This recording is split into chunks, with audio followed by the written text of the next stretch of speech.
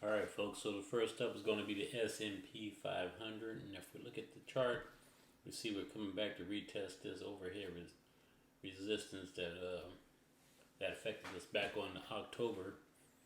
So we have to see this retest and see what happens. Are we going to get a retest and drop back down in here? We're going to sit up in the support area here and continue to retest until we break through. My guess is that since there's so much favorable news and with the Feds and interest rates getting ready to get cut and all that other good stuff, and they're going to start injecting all the money back into the market at some point. I imagine the S&P is looking forward to going higher. So look for that. Next up is going to be Bitcoin, and Bitcoin is selling off. We're looking at Bitcoin right now. Bitcoin is heading to the retest at 85,000 area, where it found some support before. If it doesn't hold here, we got to about 79,000. And at 79,000, we get a close below 79, then we're probably going to continue to head lower, and most likely going to head back down to 76 or so, or even 72. And if those two don't hold up, look out below. Next up is going to be our oil, and oil is selling off as well. Looking like we had some support down here at about $55, so look for that again if we don't hold up, and it too shall fall. Next up is going to be the E-mini S&P 500. Looks like it's going for that previous high, so we'll see how that works out with it. Right now, there's really no reason why it can't continue to try to flow through. This almost looks a lot like it's a parent to S&P, but the E-mini and the S&P are pretty much the same creature, but as you can see, the candlesticks don't match. So we should be getting that little push up that we've seen on the E-mini, pushing higher and retesting this and maybe going to get through. I'm feeling going to get through, but I don't know how long it's going to take. So I wouldn't worry about it being a down market. I just kind of focus on the up of the market, not the down. And Ethereum is falling along with Bitcoin, but the charting is starting to look a little bit different for Ethereum. I'm not going to get into it because sometimes Ethereum plays games with my mind. So, but currently it's got the 20-day underneath and it's got the support area. So Ethereum most likely like it wants to pop up and head back higher, as Bitcoin looks like it wants to continue to go lower. So see, Bitcoin's got a little more distance to go, and the bars are a little bit different now. Where before Ethereum was starting to kind of act like Bitcoin. So we'll see how it plays out. But it should sell off. If anything, it is in the down market with being below the 200. 200 is kind of flat, so it can still kind of come up and break through that. You got the 150 hadn't rolled over yet either, so it may still be in a good, decent market for Ethereum. But we'll see what happens if it follows Bitcoin downward. Next up is going to be gold, and gold continues to run higher. It's coming back for a retest of that failure at 4,398. So we'll see what happens with gold. But gold's been pretty strong, and along with this buddy silver, they're both. But keep an eye on that. Silver still looks strong though currently, but it is getting some distance away from the 200 and the 20. So you might need to come back and check in with the mothership before heading further out into space. So be careful with silver.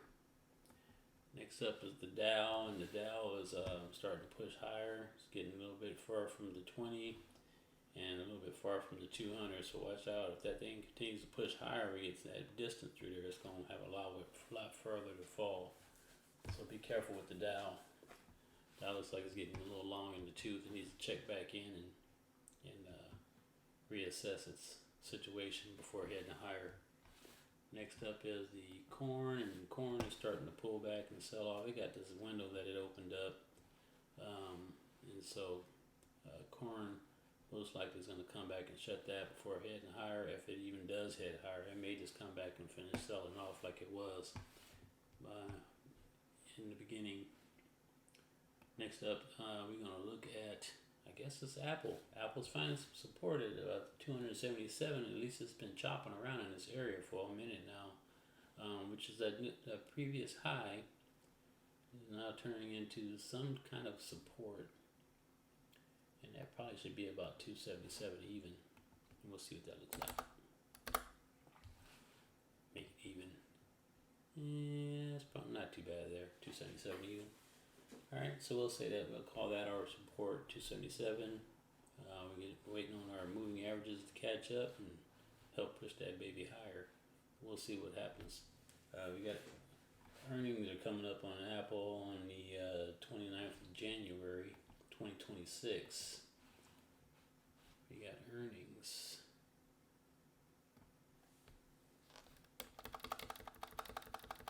On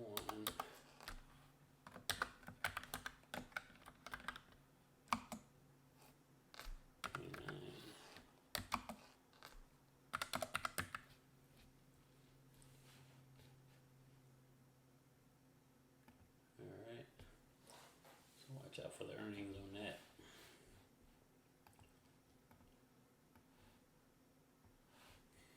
And let's see, let's do one more. Let's see, AMD's been a pain in my butt. Let's take a shot at AMD. Oh, AMD looks like it's finally deciding to sell off like I thought it would in the first place. Which, you know, it got a nice little, I had a nice little short going in here and I didn't want to sell it, but it was taking forever. So I finally went ahead and just cut my short and took my profit. And now it's starting to roll over again. So,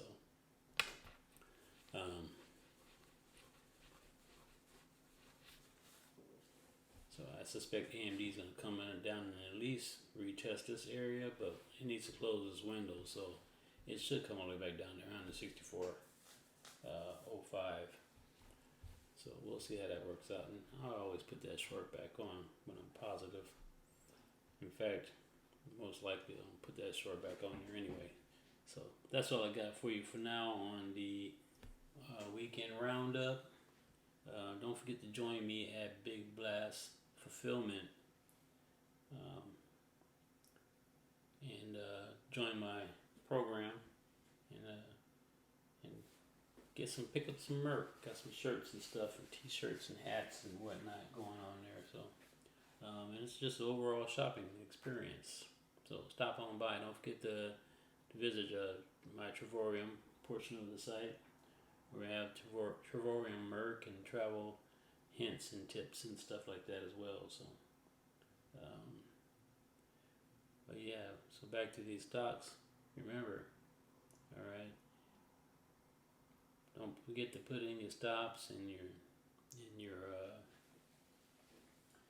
and tracking your positions and keeping track of what you're going to risk on your trades and make sure that you're trading this thing like it's a real business, not a hobby or in your own personal casino. Alright, and that's just my take on it. But you do what you're going to do. So as always, be careful out there. These markets are crazy.